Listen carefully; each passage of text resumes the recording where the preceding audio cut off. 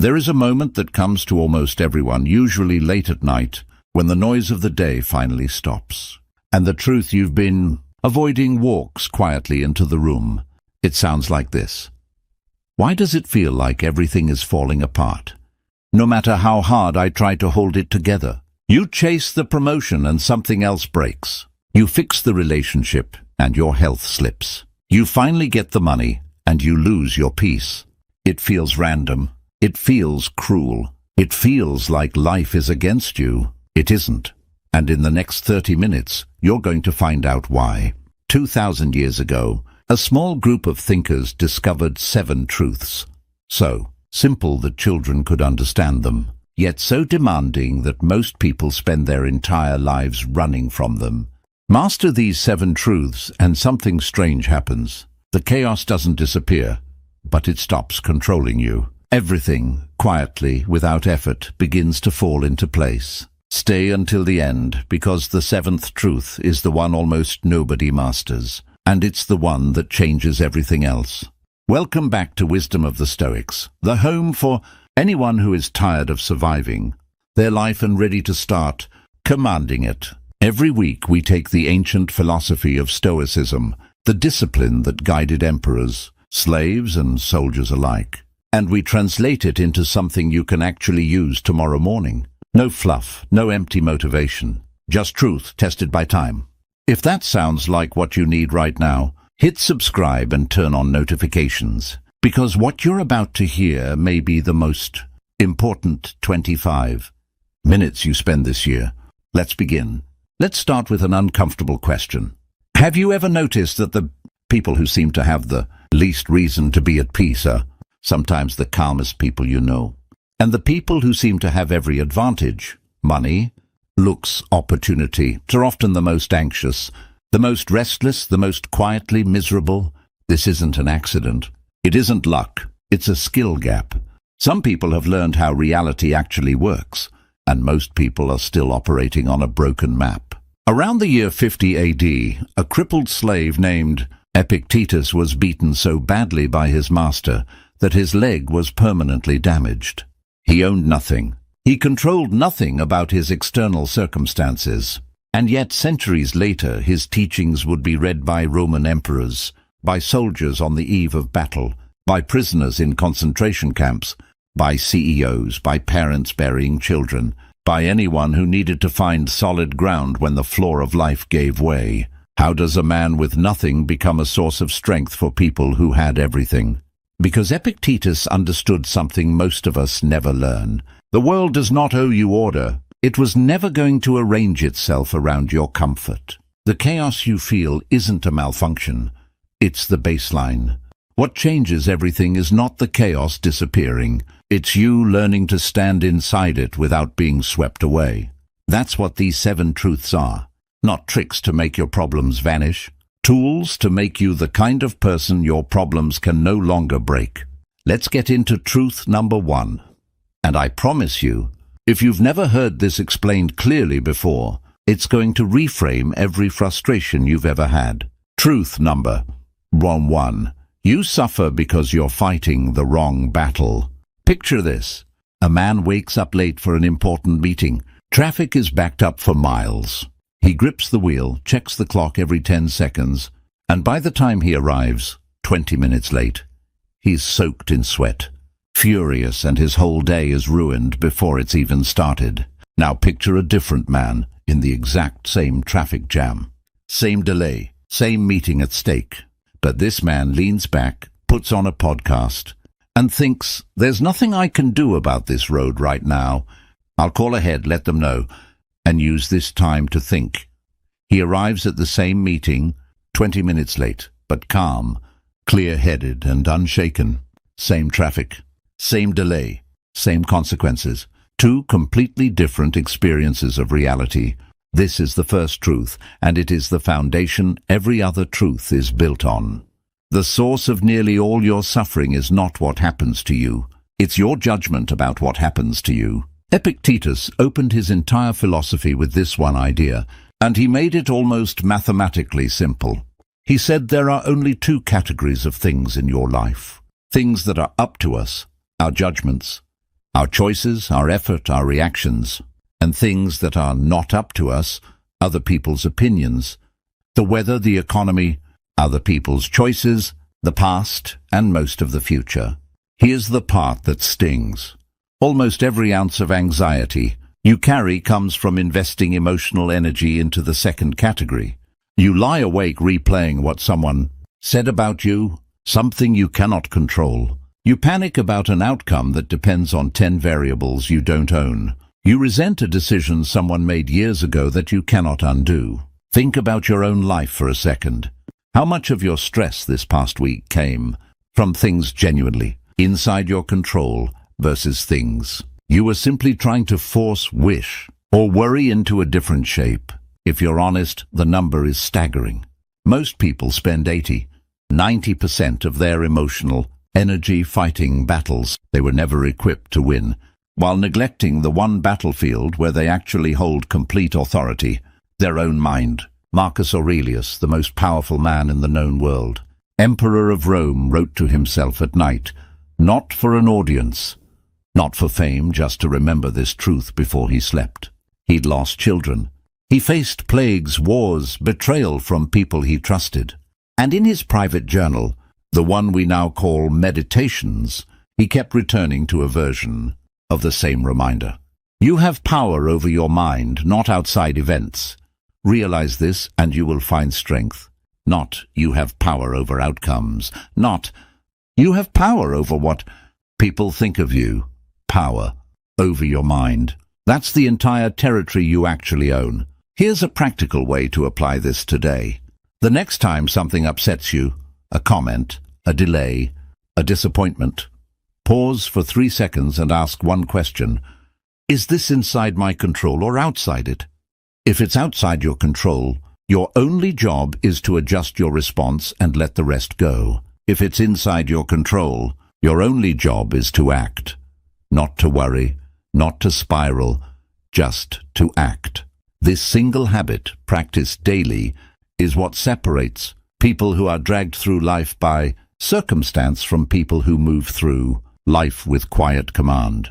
Let me ask you something in the comments below, and I genuinely want to know, what's one thing you've been fighting for control over this week that, if you're honest, was never yours to control in the first place? Write it down. Sometimes just naming it breaks its grip on you. Now, understanding what's in your control is powerful, but it raises an obvious question. If so much of life is genuinely outside your control, how do you stop resenting that fact? How do you stop wishing reality were different? That brings us to the second truth, and it's one of the most misunderstood ideas in all of Stoicism. Truth number 2, stop wishing for a different reality. There's a story about a woman, we'll call her Elena, who spent 3 years of her life wishing her divorce had never happened. Every morning, she woke up replaying what she could have said differently, what she could have done to save the marriage, mourning the life she was supposed to have. 3 years spent fighting a war against something that had already happened. Then one day, exhausted, she stopped. Not because she found peace, because she ran out of energy to keep fighting a battle against the past. And in that exhaustion, something shifted. She stopped asking, why did this happen to me? And started asking, what can I build now that this has happened? Within a year, she'd started a business the version of her still married never would have had the courage to start. The event didn't change. Her relationship to the event did. And that relationship was the entire difference between 3 wasted years and a new life. This is the Stoic concept the Romans called amor fati, the love of fate. Not the acceptance of fate, not the tolerance of fate, the love of it. This is one of the most radical ideas in the history of human thought, and most people who've heard the phrase don't actually understand what it demands. It does not mean pretending bad things are good. It does not mean smiling through abuse or injustice or loss. It means something more precise and more powerful, refusing to waste your finite life force, wishing the past had been different. Because the past cannot be edited, and every ounce of energy spent wishing it were different is energy, stolen from building what comes next. Marcus Aurelius wrote something that sounds almost impossible at first, that the obstacle in the path becomes the way. Not the obstacle blocks the way, the obstacle becomes the way. Whatever stands in front of you, the illness, the betrayal, the failure, isn't separate from your path. It is your path now. The moment you accept that, you stop wasting energy wishing you were on a different path, and you start using all of your energy to walk the one you're actually on. Think about people you admire, not the people who seem to have had an easy life, the people who seem to have real depth, real strength, real wisdom. Almost without exception, they were forged by something difficult, not because suffering is good, but because they stopped fighting the fact that it happened and started asking what it made possible. Here's an example many of you will recognize. Nick Vujicic was born with no arms and no legs.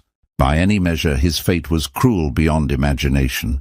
He has spoken openly about the years he spent in despair, even attempting to take his own life as a child. But at some point, something shifted in him, not the removal of his circumstances. They never changed. He still has no arms and no legs today, but a refusal to keep resenting the body he was given. Today he has traveled the world, inspired millions, built a family, built a life so full it would be enviable even to people with every physical advantage. The fate didn't change. His relationship with the fate did, and that changed everything else. This is not about spiritual bypassing. It is not about ignoring pain or rushing to find the silver lining before you've allowed yourself to grieve. Stoicism is not about suppressing emotion. Even Marcus Aurelius wept for his children. It's about the moment after the grief. When you have a choice, continue fighting a war against a fact that cannot be changed, or turn your face toward what's actually in front of you and begin building there. If you're in a season right now where you keep replaying, "Why did this happen to me?" I want you to try something this week. Instead of asking why, ask, given that this has happened, what is now possible that wasn't possible before? You don't have to like the answer. You just have to ask the question, because the question itself starts moving your energy from the past into the present. And if this idea is landing for you, if there's a "why did this happen to me" story you've been carrying, drop it in the comments. Not for sympathy, for release. Sometimes speaking it out loud is the first step to putting it down. Now here's where it gets interesting, because if you truly accept truth number 2, you might expect the outcome to be resignation, a kind of passive shrug at life. But the Stoics discovered the opposite. Accepting what has already happened doesn't make you passive about the future. In fact, it's the exact thing that lets you prepare for the future without fear. That's truth number 3. Truth number 3. The people who suffer least are the ones who imagined suffering first. Here's something that will sound backwards at first, and then, by the end of this section, will make complete sense. The Stoics practice something called premeditatio malorum, the premeditation of adversity. Every morning before anything had gone wrong, they would deliberately imagine what could go wrong, not to manifest disaster, not out of pessimism, but to rehearse the emotional response in advance so that if disaster actually came, it wouldn't ambush them. Seneca, one of the wealthiest men in Rome, a former advisor to an emperor, practiced this obsessively. Each night he imagined losing his fortune. He imagined exile. He imagined death, his own, and the deaths of people he loved. Not because he was gloomy, because he understood something crucial. The surprise is often what breaks people, not the event itself. Think about the last time something truly bad happened to you out of nowhere. Wasn't part of the devastation the shock of it? The feeling of, "I never saw this coming"? Now think about a hard situation you actually saw coming, a diagnosis you were warned about, a layoff you sensed building for months. Painful, yes, but manageable in a completely different way because some part of you had already begun preparing. This is the mechanism behind premeditatio malorum. When you spend even 5 minutes imagining a setback before it happens, losing a job, a friend moving away, a plan falling through, your mind starts building the muscle to handle it. And here's the counterintuitive part. This doesn't make you anxious about the future.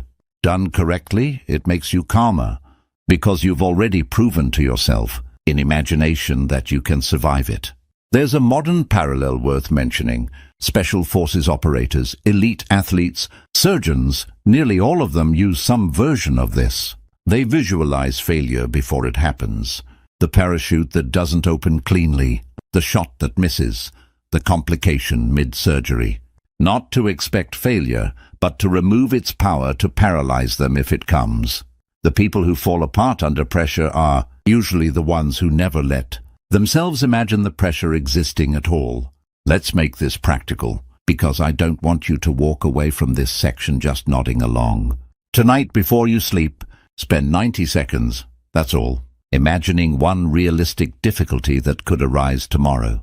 Not catastrophizing, just one plausible obstacle. Ask yourself, if this happened, what would I do? Answer it. Then let it go and sleep. Do this for a week and notice what changes. You'll find that small disruptions that used to derail your entire day barely register anymore. Not because your life got easier, because you stopped being ambushed by it. There's a companion practice worth mentioning here too. Memento mori, the remembering that you will die. It sounds morbid on the surface, but it's actually one of the most life-affirming ideas the Stoics ever produced. Marcus Aurelius kept a servant whose sole job, according to tradition, was to whisper, "You too shall die," during moments of triumph, not to depress him, but to keep him honest about what actually matters. Because here's the truth almost nobody wants to sit with. You do not know how much time you have left. Nobody does. And the moment you actually absorb that, not as a scary thought to push away, but as a clarifying one, your priorities reorganize themselves instantly. The grudge you're holding suddenly looks small. The apology you've been avoiding suddenly looks urgent. The dream you keep postponing suddenly looks non-negotiable. If you found this section uncomfortable, good. That discomfort is the exact sensation of a truth doing its job. If this is resonating with you, that's exactly the kind of shift this channel exists to create. So if you haven't already, now's a good moment to hit that subscribe button, because what's coming in the next 4 truths builds directly on this foundation. Truth number 4. Your reactions are the only thing you will ever truly own. Let's talk about a scenario nearly everyone has lived through. Someone cuts you off in traffic. Someone insults you in a meeting. Someone you trusted lets you down. In that instant, it feels like your reaction is automatic, like anger, or hurt, or panic simply happens to you, the same way weather happens to you. The Stoics discovered something that modern psychology has since confirmed with remarkable precision. There is a gap, small but real, between the event and your reaction to it. And inside that gap lives your entire power as a human being.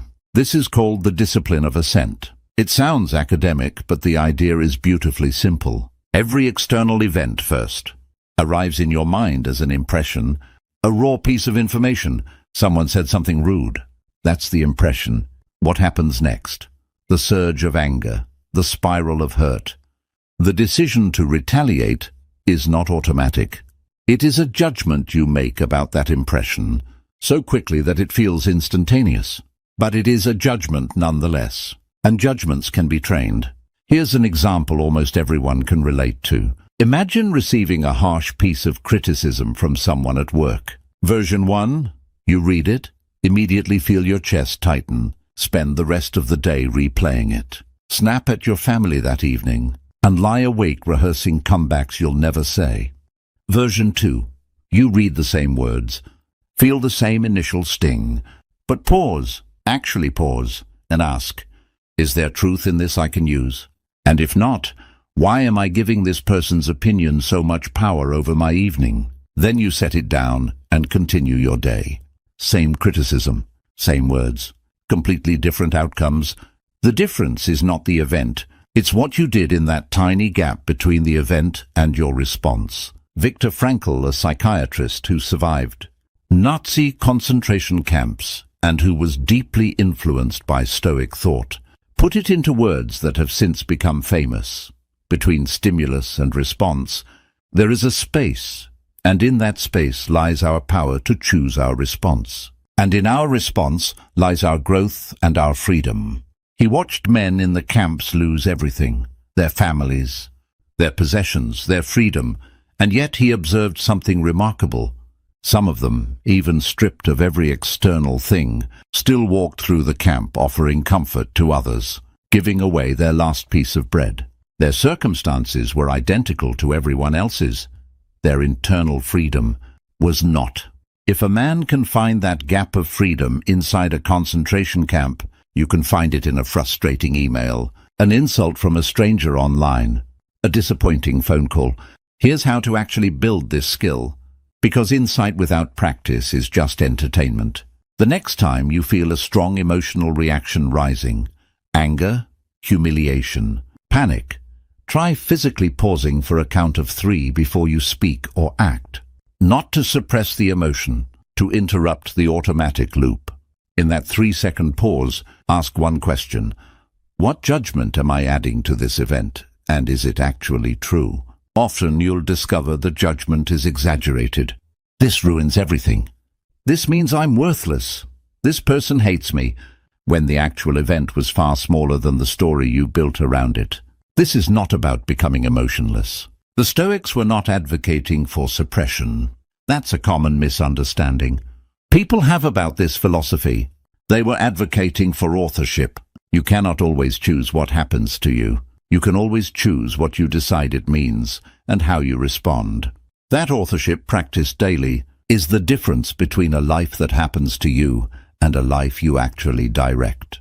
I want to ask you, honestly, is there a relationship in your life right now where you've handed someone else the remote control to your emotional state, where their mood decides your mood, their approval decides your worth? Sit with that question for a second, because truth number 5 is going to address exactly that. Truth number 5. The moment you stop outsourcing your worth, you become unshakable. There's a particular kind of exhaustion that doesn't come from physical labor. It comes from spending your entire life monitoring how other people perceive you, checking, adjusting, performing, managing an image, flinching at criticism, craving praise, recalibrating your entire sense of self based on likes, comments, comparisons, and the passing opinions of people who, if you're honest, will forget you existed within a week. This is one of the most exhausting ways to live a human life, and it is also one of the most common. And the Stoics had a name for the antidote, the inner citadel. Picture a fortress, not a fortress made of stone, but one made entirely of your own judgment, your own values, your own sense of what is actually good and actually bad. A fortress no one can enter unless you open the gate yourself. This is the inner citadel, the part of you that remains stable no matter what praise or criticism arrives from outside.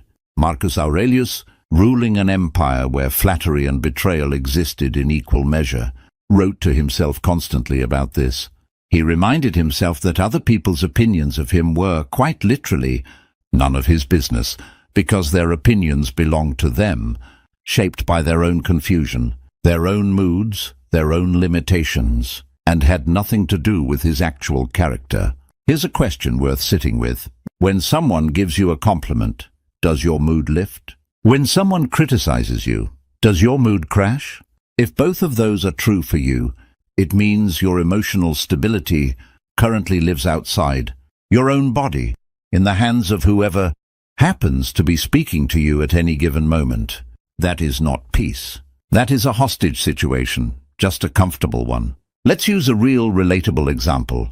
Think about a creator, a writer, an artist, someone building something publicly, who posts something they poured their heart into. 98 people love it.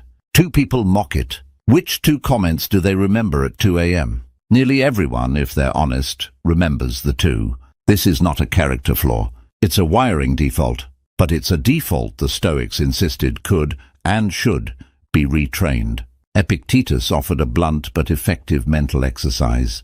He said to imagine that people who insult you are like small children throwing a tantrum. Their words reveal everything about their own state of mind, and nothing about your worth. When a toddler screams that you're the worst person alive because you took away a knife they were trying to play with, you don't spiral into self-doubt.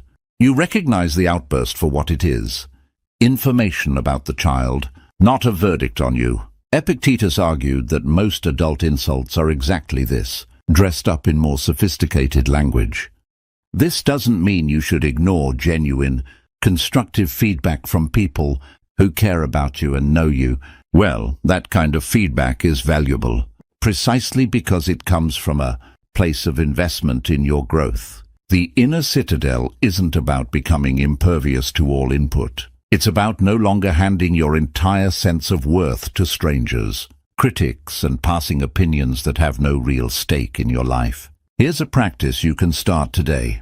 Before you open social media, before you walk into a room full of people, silently remind yourself, my worth was decided before I walked in here, and it will remain after I leave. Nothing said in this room adds to it or subtracts from it. Only my own actions do that. It sounds almost too simple to work. Try it for 2 weeks and notice how much lighter you feel, walking through spaces that used to drain you. If you've ever caught yourself refreshing a notification, waiting for someone's reaction to validate a decision you already knew was right, comment Citadel below. I want to see how many of us are actively rebuilding this wall right now, together. We've covered 5 truths now, and each one strips away a layer of unnecessary suffering. But there's a question that naturally arises at this point. If you're not chasing outcomes, not chasing approval, not fighting reality, what exactly are you supposed to be chasing? What's actually worth pursuing? That's truth number 6. Truth number 6. Chase character, not outcomes, and watch your anxiety disappear. Here's a pattern worth noticing in your own life. Almost every time you've felt crushing anxiety, it was attached to an outcome you couldn't fully control. Will I get the job? Will they say yes? Will the test come back clean? Will people like the project? Will this relationship work out? Now here's the uncomfortable math. Outcomes are only ever partially within your control. You can prepare brilliantly for an interview and still not get the job because of factors that have nothing to do with you. Internal politics, a candidate with a personal connection, budget cuts that happen after you've already left the room. You can love someone with your whole heart, and they can still choose to leave. This is not pessimism. This is simply how a world with billions of other independent wills operates. The Stoics made a radical proposal in response to this reality. Stop making outcomes your goal. Make virtuous action your goal instead. Not because outcomes don't matter, they do, but because outcomes are a bad target for your emotional investment, since you don't fully control them. Your effort, your integrity, your preparation, your honesty in the process, that you fully control, every time, without exception. Here's a story that illustrates this well. 2 athletes train for the same competition, equally hard, equally disciplined. One walks in with a single goal: win the gold medal. The other walks in with a different goal: execute my training exactly as I practiced it, regardless of what anyone else does. Both compete. Neither wins gold. A stronger competitor edges them both out on that particular day. The first athlete is devastated, feels like a failure, questions years of sacrifice. The second athlete reviews the performance, notices they executed exactly as trained, feels a real sense of accomplishment despite the loss, and walks away already planning the next season with energy instead of despair. Same result. 2 completely different internal experiences. The difference wasn't talent, it was where they placed the target. Marcus Aurelius wrote about this using the image of an archer. A skilled archer, he said, does everything correctly. Proper stance, careful aim, full focus, and then releases the arrow. Once it leaves the bow, a gust of wind can still knock it off course. Does that make the archer's technique bad? No, the archer's job was the process. The wind is not the archer's department. This reframing changes how you approach nearly everything. A difficult conversation you've been avoiding, your job isn't to guarantee the other person reacts well. Your job is to speak honestly and with care. A business you're building, Your job isn't to guarantee it succeeds. Your job is to build it with integrity, skill, and full effort. A relationship. Your job isn't to guarantee the other person never leaves. Your job is to show up as someone worth staying for. The moment you shift your target from outcome to character, something remarkable happens to your anxiety. It doesn't vanish completely. You're still human, but it loses its grip because you're no longer measuring your worth against something outside your control. You're measuring it against something you fully own. Did I act with honesty, discipline, and courage today? That question you can always answer with a yes, regardless of what the world hands back to you. This is why some of the calmest, most grounded people you'll ever meet are not the ones who've never failed. They're the ones who've stopped measuring themselves by failure and success and started measuring themselves by whether they showed up as the person they intended to be. Try this for the next 7 days. At the end of each day, instead of asking, "Did things go well?" ask, "Did I act with integrity, discipline, and effort, regardless of how things turned out?" You'll be surprised how often the answer is yes, even on days that felt, by outcome standards, like failures. Now we arrive at the 7th truth. I told you at the beginning, this is the one almost nobody masters, and it's the one that, once it clicks, makes the previous 6 truths finally click into place together. Truth number 7. You are not here forever, and that is the most freeing fact you will ever accept.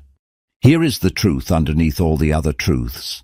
The one the Stoics circled back to again and again, in every letter, every private journal entry, every lecture. Your time is limited, unknown in quantity, and non-refundable. This sounds obvious when stated plainly. Everybody knows they will die someday.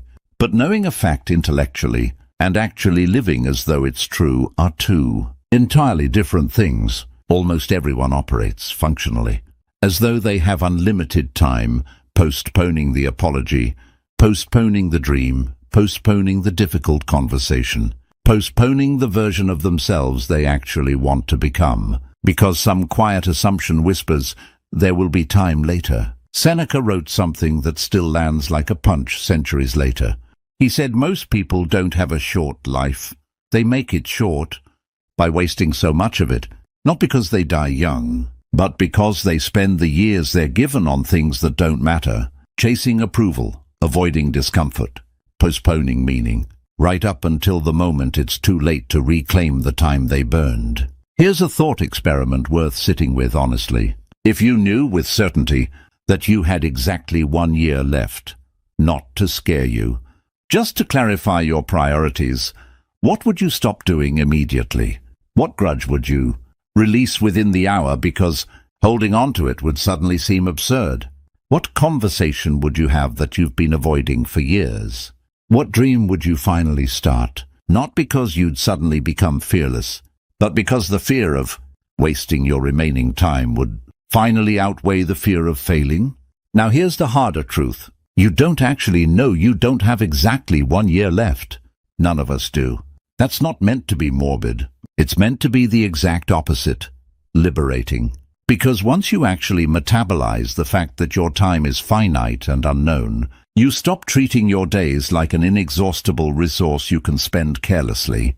You start treating each one like what it actually is, the only currency you will ever truly own, and one you cannot earn back once it's spent. This is why Marcus Aurelius, arguably the most powerful man on earth at the time, chose to spend his private evenings not indulging in luxury, but reminding himself, in writing, that he too would die, that his empire would eventually crumble, that the people flattering him would one day forget his name, not to depress himself, to keep himself honest about what was actually worth his attention, while he still had it. This is the truth that ties everything else together. Truth 1 taught you to stop wasting energy on what you can't control. Truth 2 taught you to stop resenting what already happened. Truth 3 taught you to prepare for adversity without fear. Truth 4 taught you to own your reactions.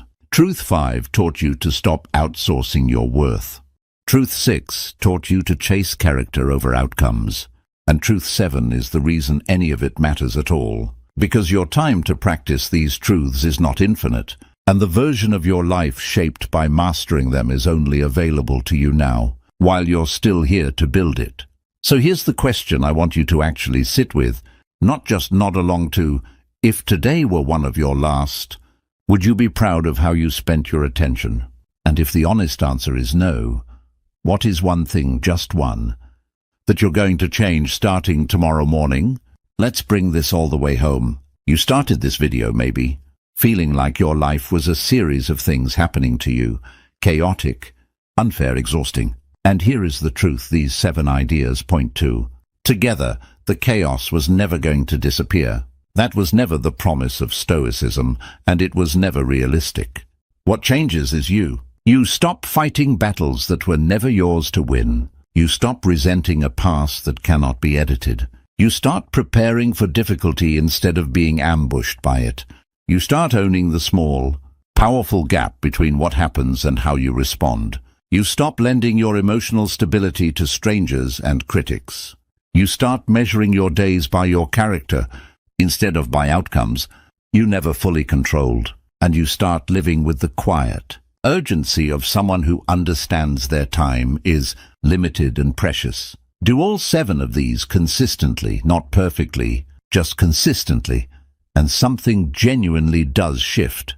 Not because the world becomes easier, because you become the kind of person the world can no longer knock over. That is what everything falls into place actually means. Not that circumstances arrange themselves conveniently, that you finally become steady enough to meet whatever arrives, standing upright. If even one of these 7 truths hit you differently today, if there's one you know right now, you need to start practicing this week. Write it in the comments. Not for me, for you. Writing it down is the first act of actually choosing it. And if this video gave you even a few minutes of real clarity, do 3 things before you go. Hit like, so this reaches someone else who needs to hear it today.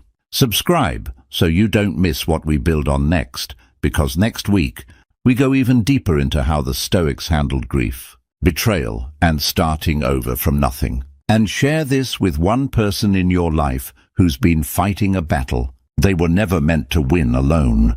Until next time, remember what's actually yours to control, let go of what isn't, and go build the life these 7 truths were pointing you toward all along.